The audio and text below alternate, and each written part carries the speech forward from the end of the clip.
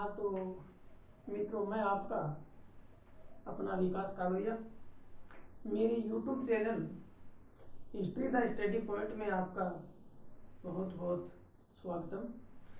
और मित्रों, हम बात कर रहे थे भारत के इतिहास की, और भारत के इतिहास में हमें गुलाम वंश के बारे में पढ़ रहे थे। किसके बारे में? गुलाम वंश के बारे में। गुलाम वंश 1206 ईस्वी से लेके 1290 ईस्वी की हमने बात कही है। और गुलाम वंश के बारे में हमने लास्ट वीडियो में, लास्ट क्लास में हमने बात की थी। इनके जो शासकों की हम बात करें, कुतुबुद्दीन ऐबक, कुतुबुद्दीन ऐबक के बाद में आराम शाह,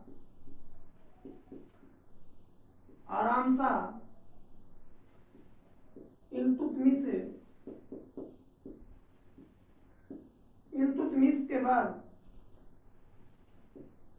रुकनुद्दीन, और रुकनुद्दीन के बाद हमने रजिया सुल्तान के बारे में चर्चा करेंगे। रजिया सुल्तान, और रजिया सुल्तान के बाद में गुलाम वंश के जो शासक था बैराम शाह, इसको मुइज़ुद्दीन बैराम शाह भी कहा जाता है, बैराम शाह। उसके बाद में अलाउद्दीन महमूद शाह, महसूद शाह, और उसके बाद में नसरुद्दीन महमूद, जो बलबन का दामाद था। उसके बाद गयासुद्दीन बलबन। और मित्रों, इसके बाद आता है केकुबाद और शम्सुद्दीन कयूमर्स। कौन? केकुबाद और कयूमर्स। इनके बाद में आगे इनका वंश खत्म हो जाता है। केकुबाद और कयूमर्स की जलालुद्दीन खिलजी हत्या कर देता और खिलजी वंश की स्थापना हो जाती है। तो हमें गुलाम वंश के बारे में पढ़ रहे थे, और गुलाम वंश में मित्रों हमने कुतुबुद्दीन ऐबक के बारे में पढ़ा, आराम शाह के बारे में पढ़ा, इल्तुतमिश के बारे में जाना, और रुकनुद्दीन के बारे में जाना। आज हम पढ़ रहे हैं रजिया सुल्तान। रजिया सुल्तान मित्रों, हम बात करेंगे रजिया सुल्तान की। रजिया सुल्तान, रजिया सुल्तान का जो टाइम पीरियड की हम बात करें तो इनका समय माना गया है 1236 से लेके 1240 ईस्वी। कब? 1240 ईस्वी। और ये इल्तुतमिश की पुत्री थी, इल्तुतमिश की पुत्री। ठीक है। इल्तुतमिश की उत्तराधिकारी भी रजिया सुल्तान ही थी। और दिल्ली के सल्तनत काल में शासन करने वाली पहली महिला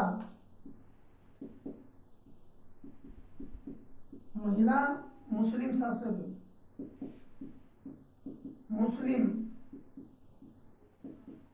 शासक रजिया सुल्तान। और इनके बारे में चर्चा करें तो ये मित्रों, इन्होंने ये चेग्गा चेगा को काबा कहा जाता है, वह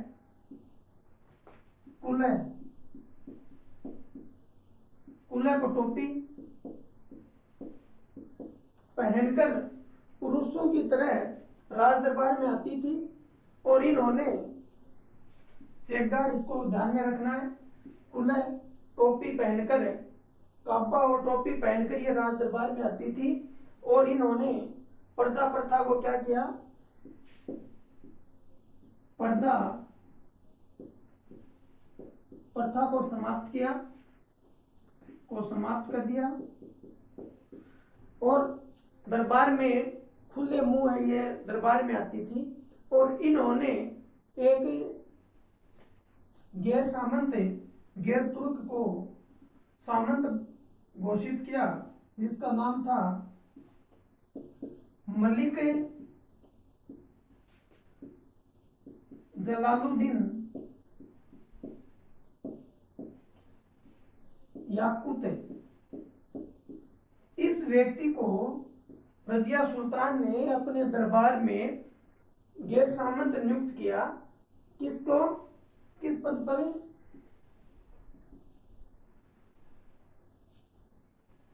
अखिल ए अखुर, अखुर मतलब है अश्वशाला का प्रधान।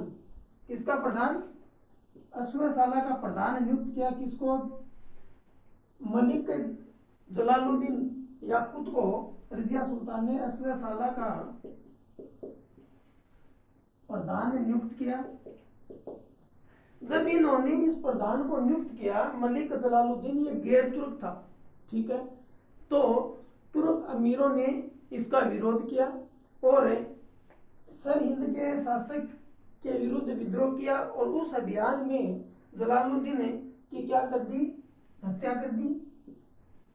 किसने, अमीर तुर्कों ने, अमीर तुर्कों ने इनकी हत्या की और रजिया को क्या कर लिया, बंदी बना लिया, रजिया सुल्तान को बंदी बना लिया। और बंदी बनाने के बाद अमीर तुर्कों ने किसको राजगद्दी के ऊपर बिठाया, तो बहराम शाह को, मुइजुद्दीन बहराम शाह को गद्दी के ऊपर बिठा दिया। और उसके बाद 1240 ईस्वी में, 1240 में इन्होंने शादी की, किसके साथ है, अल्तुनिया नामक व्यक्ति के साथ, अल्तुनिया के साथ शादी की। और इन्होंने राजगद्दी को दोबारा प्राप्त करना चाहा, लेकिन सफलता हाथ नहीं लगी। और कैथल के पास, कैथल नामक स्थान पर 13 अक्टूबर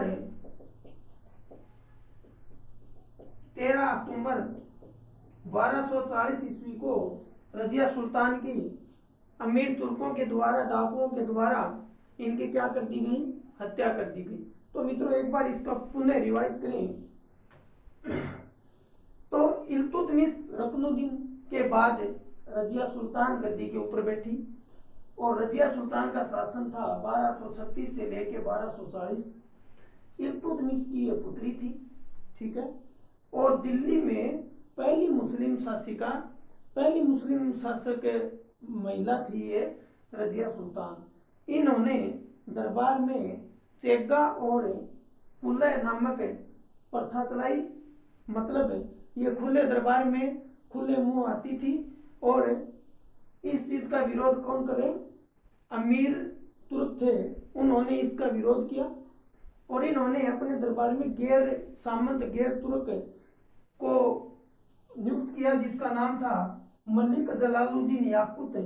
और इन्होंने आखिर अश्वशाला का इन्होंने प्रधान नियुक्त किया। जब इसको प्रधान नियुक्त किया तो मित्रों अमीर तुर्कों ने इसका विरोध किया और सर हिंद के शासक के विरुद्ध विद्रोह के अभियान में इसको क्या कर दिया गया, मौत के घाट उतार दिया गया। किसको, मलिक जलालुद्दीन याकूत को, ठीक है। आगे इनके बारे में और बात करें तो इन्होंने अल्तुनिया के साथ शादी की अंतोनिया के साथ शादी की और कैथल के पास 13 अक्टूबर 1240 ईस्वी में रजिया सुल्तान की क्या कर दी गई, हत्या कर दी गई। ठीक है। अब आगे आने वाला जो शासक है वो अयोग्य शासक है, जिसकी हम बात करेंगे बहराम शाह। तो बहराम शाह को जब इसको बंदी बनाया तो तुर्कों ने बहराम शाह को क्या कर दिया गया, बहराम शाह को गद्दी के ऊपर बिठाया।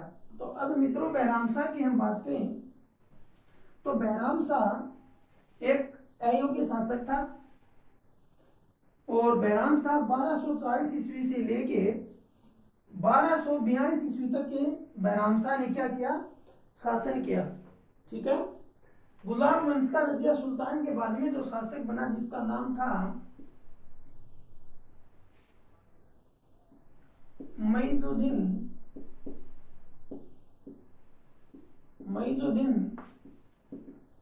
बहराम शाह। और मित्रों इनका जो शासन था वो 1240 ईस्वी से लेके 1242 ईस्वी तक इन्होंने शासन किया। अयोग्य शासक था, अयोग्य शासक था ये। और मित्रों इन्होंने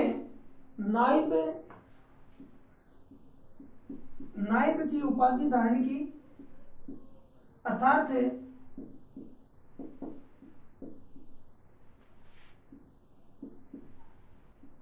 नायब ए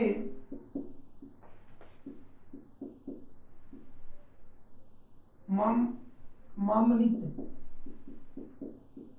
बहराम शाह के द्वारा ये उपाधियां धारण की गई और अयोग्य शासक था, ज्यादा इतना प्रतापी शासक नहीं था, इन्होंने मात्र 2 ही वर्ष शासन किया। ठीक है। अब आगे आने वाले जो शासक है उनकी हम बात करें जिसका नाम है मकसूद शाह। कौन, मकसूद शाह। मकसूद शाह की हम बात करें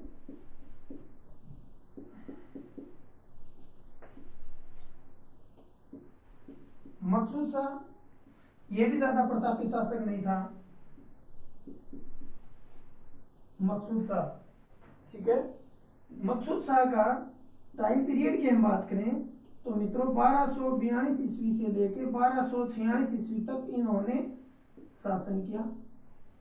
कब से कब, 1242 से लेके 1246 ईस्वी तक इन्होंने शासन किया। और इन्होंने इनके दरबार में एक इल्तुतमिश के द्वारा एक प्रथा चलाई गई थी, एक गठन बनाया तुर्कान ए सहल गानी। ये था 40 गुलामों का एक समूह था। ठीक है। और इस मकसूद शाह ने अपना पूरा शासन, पूरा जो राजकाज था वो किसको सौंप दिया, इनके जो सदस्य थे 40 सदस्यों का समूह था, 40 सदस्यों का समूह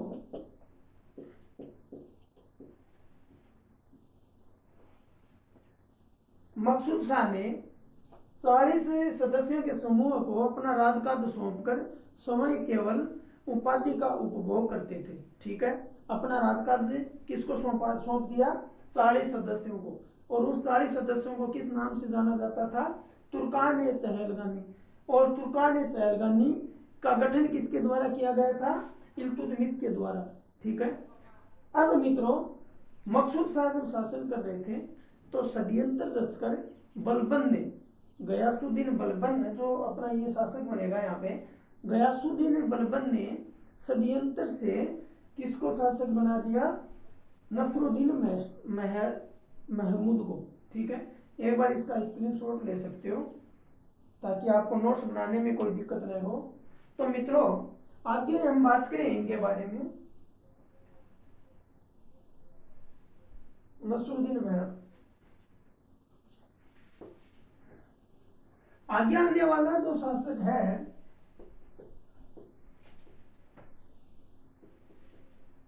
वो शासक बनता है नसरुद्दीन महमूद। कौन, नसरुद्दीन महमूद शासक बना। और नसरुद्दीन महमूद, इनका जो टाइमिंग पीरियड था, इनका जो समय था वो था 1246 ईस्वी से लेके और 1266 ईस्वी। कब से कब है? 1246 से लेके 1266 ईस्वी तक इन्होंने शासन किया। लेकिन हमें एनसीईआरटी की बुक में 1246 से लेके इनका शासन मिलता है 1265 ईस्वी, क्योंकि बलबन को 1265 में दिखाया गया है। तो बात करें नसरुद्दीन की, नसरुद्दीन ज्यादा प्रतापी शासक नहीं था। इन्होंने केवल धार्मिक क्रियाकलापों के ऊपर जोर दिया। किनके ऊपर? धार्मिक क्रियाकलापों के ऊपर इन्होंने जोर दिया। मतलब धार्मिक क्रियाकलाप, इन्होंने कुरान की प्रतिलिपियां स्थापित की। किसकी? कुरान की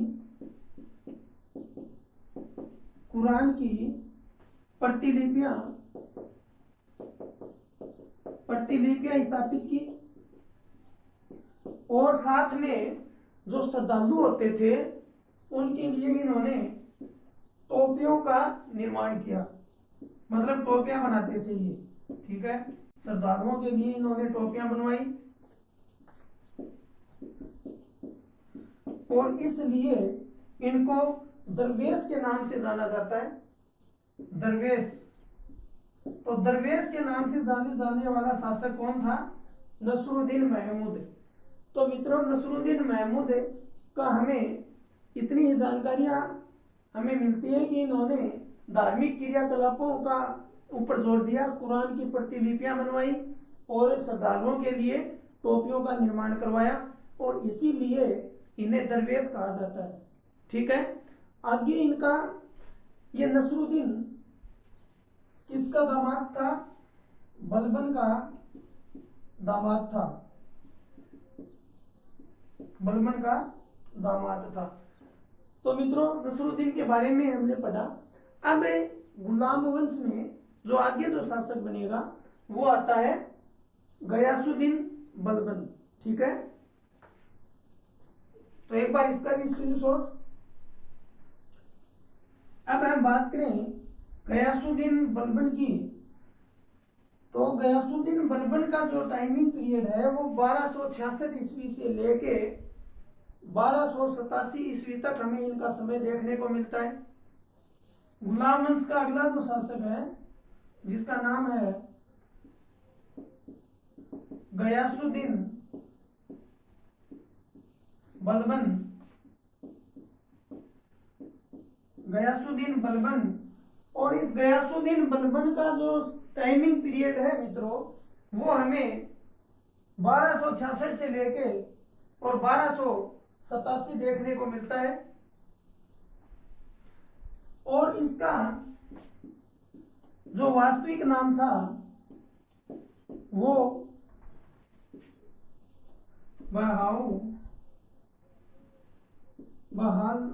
बहालुद्दीन। इनका वास्तविक नाम क्या था? बहालुद्दीन था। इन्होंने अपनी पुत्री का विवाह किसके साथ किया? इल्तुतमिश के साथ। इल्तुतमिश के साथ किया। और नहीं, अपनी पुत्री का विवाह नसरुद्दीन महमूद, और ये बलबन इल्तुतमिश का गुलाम था। किसका गुलाम था? इल्तुतमिश का गुलाम था। इल्तुतमिश का गुलाम। और इनके बारे में बात की जाए तो मित्रों, इन्होंने इल्तुतमिश के द्वारा जो तुर्कान ए सहरगानी नामक जो 40 गुलामों के समूह की स्थापना की थी उसका इन्होंने क्या किया? विघटन किया।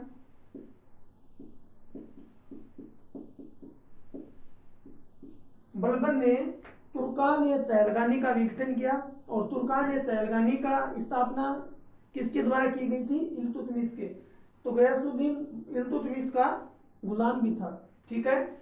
आगे इनके बारे में और बात की जाए तो मित्रों बलबन ने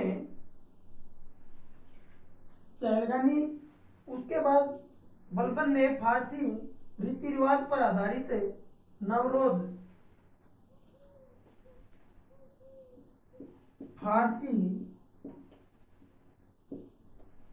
नीति के अनुसार नवरोज का उत्सव, इन्होंने नवरोज उत्सव की स्थापना की,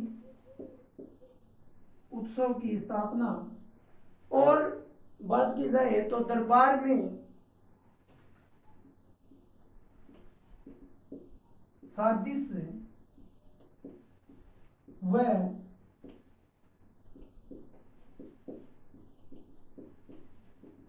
पोबास प्रथा की इन्होंने स्थापना की।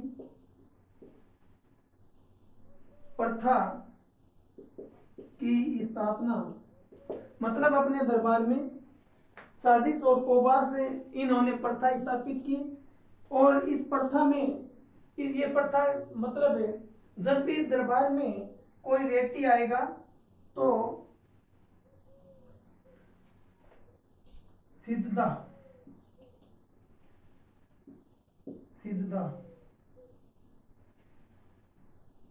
जब भी कोई व्यक्ति जब भी दरबार में आएगा तो वह झुककर राजा का पैरों को चूमेगा, मतलब झुककर राजा को प्रणाम करेगा और उसके बाद में वो राजा से बातचीत करेगा। ये प्रथा किसके द्वारा चलाई गई थी?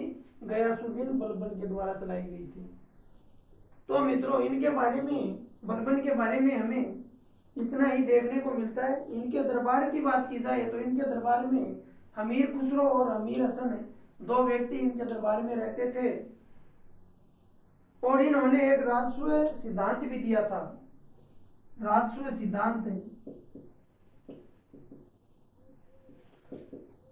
राजस्व सिद्धांत है। और इस राजस्व सिद्धांत में इन्होंने कहा कि पृथ्वी के ऊपर राजा भी ईश्वर के समान है। मतलब इन्होंने राजा की तुलना किसके साथ की? भगवान ईश्वर के साथ की। और ईश्वर की तरह ही पृथ्वी के ऊपर राजा को पूजा जाता है। ये एक अलग व्यक्तित्व वाला व्यक्ति होता है। तो इनके राजस्व सिद्धांत के बारे में हमें यह भी देखने को मिलता है किसका? गयासुद्दीन बलबन का। और इनके दरबार में अमीर खुसरो और अमीर हसन, ये इनके दरबार में दो व्यक्ति रहते थे। और बात जब इनका कई किताबों में हमें 1266 से 1287 देखने को मिलता है और एनसीईआरटी किताब में 1265 से लेके 1286। ठीक है, तो एनसीईआरटी किताब से हमें ध्यान दें तो 1265 में जब ये राजगद्दी प्राप्त करता है और 1286 में इनकी मृत्यु हो जाती है। ठीक है, आगे कोई योग्य शासक नहीं था।